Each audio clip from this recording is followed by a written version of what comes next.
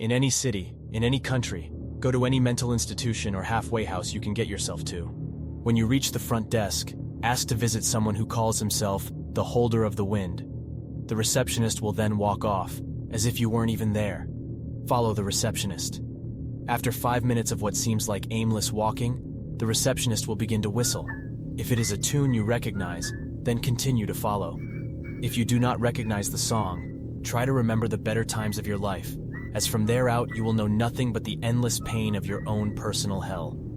If you find yourself humming along to the tune, the receptionist will turn to you and point you to a room on your left. Enter the room. Inside is a wide prairie filled with endless knee-high grass. The first thing you will notice is a warm, gentle breeze playing over your face. In the distance, you will hear a faint whispering sound. If you do not hear the whisper, run out the door and close it behind you, or the peaceful prairie will become your final resting place. If the whisper persists, close the door and it will disappear. Follow the whisper as best you can. After a few steps, a young man will rise out of the grass, clothed in simple farm clothes. This man knows only the answer to one question. What carried them away? The man will tell you a lazy tale, a story filled with illusion and deception, dulled by his accent. You will start to become tired and may want to lie down and sleep for a while in the comfy grass. But do not, for if you do, you will never awaken from your slumber. Once the man is done rambling, he will ask you a question. Do you really want it? The laziness induced by the scenery will make you want to say no, but resist and take the wind chimes he offers you. The door you came in will then appear in front of you, allowing you to leave in peace. These chimes are object 33 of 538. When the wind causes these chimes to sound, another object is near, as is the end of all hope.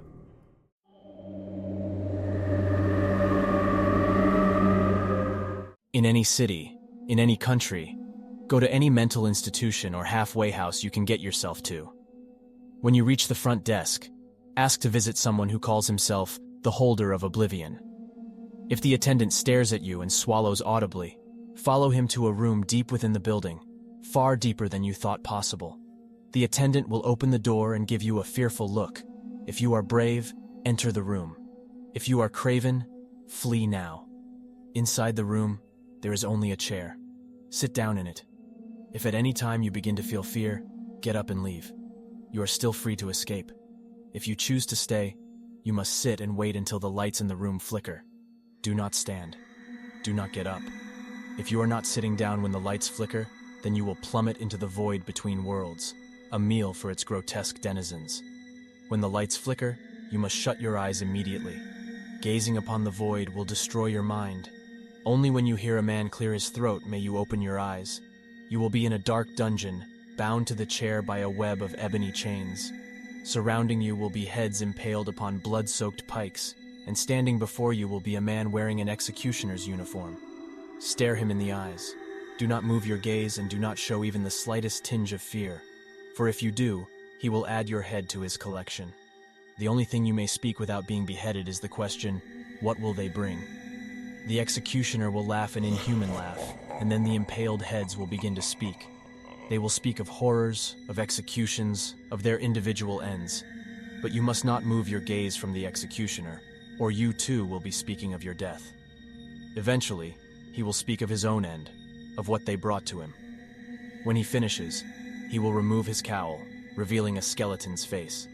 With a cackle, he will wave his hands, and the world will plunge into darkness. When the light returns, you will be sitting peacefully in the lobby of the institution. In your lap will be the executioner's cowl. That cowl is object 34 out of 538. You have seen what they bring. Will you stop them?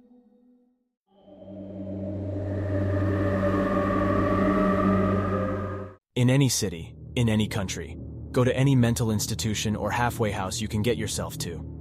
When you reach the front desk, ask to visit someone who calls himself the holder of fear. If the time is right, the attendant will lead you to a closet with no floor. With a malicious grin, the worker will shove you into the hole and close the door. As you fall through the abyss, you cannot feel any fear. If you do, you will immediately hit the spike-ridden bottom of the pit and meet a gruesome death. If you remain resolute, your fall will eventually slow and stop, leaving you in a room soaked in darkness. Into the darkness, you must speak only one thing. What is their weapon? Immediately the room will be illuminated. Surrounding you will be everything that you fear, and in the center will be a creature who will take the appearance of your greatest fear. Not even once can you flinch or shrink away from this creature, or it will dismember you in the most painful way possible. You must stare at your greatest fear while it tells you its story in excruciating detail. It will tell you of all the fears in the world, from the tiniest to the greatest, in all of their horribleness. When it is finished, the creature will ask what you fear.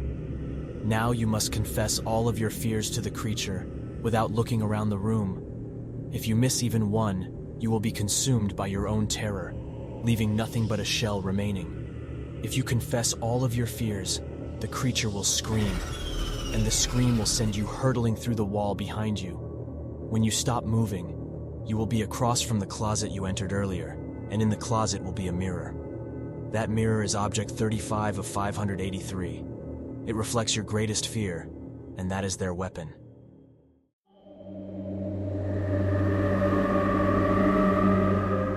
In any city, in any country, go to any mental institution or religious institution you can get yourself to.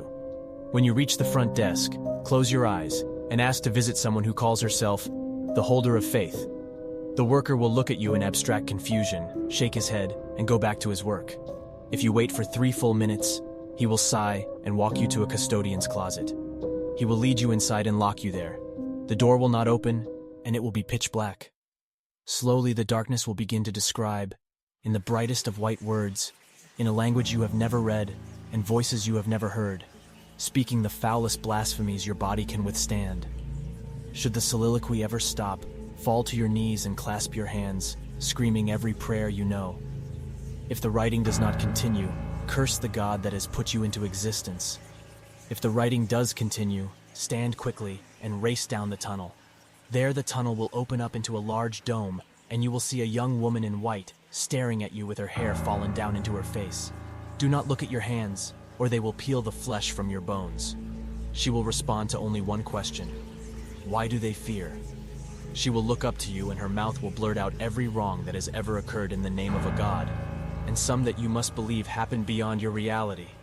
She will then fall to the ground screaming in horrible agony as she is consumed by a white flame. Her ashes is object 36 of 538. It will one day be mixed with yours.